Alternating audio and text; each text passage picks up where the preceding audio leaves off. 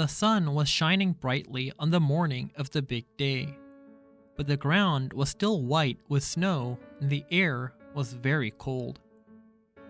Outside the gates of Wonka's factory, enormous crowds of people had gathered to watch the 5 lucky ticket holders going in.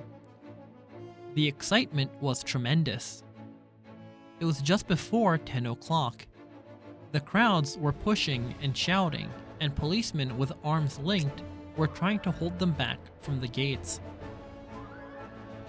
Right beside the gates, in a small group that was carefully shielded from the crowds by the police, stood the 5 famous children, together with the grown-ups who had come with them. The tall, bony figure of Grandpa Joe could be seen standing quietly among them, and beside him, holding tightly onto his hand, was little Charlie Bucket himself. All the children, except Charlie, had both their mothers and fathers with them, and it was a good thing they had. Otherwise, the whole party might have got out of hand. They were so eager to get going that their parents were having to hold them back by force to prevent them from climbing over the gates. "Be patient," cried the fathers. "Be still, it's not time yet. It's not 10 o'clock. Behind him, Charlie Bucket could hear the shouts of the people in the crowd as they pushed and fought to get a glimpse of the famous children. "There's Violet Beauregard," he heard someone shouting. "That's her all right. I can remember her face from the newspaper." "And you know what?" somebody else shouted back. "She's still chewing that dreadful old piece of gum she's had for 3 months. You look at her jaws. They're still working on it." "Who's the fat boy?" "That's Augustus Gloop." "So it is." "Enormous, isn't he?" "Fantastic." "Who's the kid with the picture of the Lone Ranger stenciled on his wind cheater?" "That's Mike TV, the television fiend." "He must be crazy. Look at all those toy pistols he's got hanging all over him."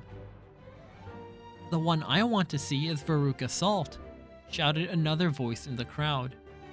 "She's the girl whose father bought up 500,000 chocolate bars and then made the workers in his peanut factory unwrap every one of them until they found a golden ticket.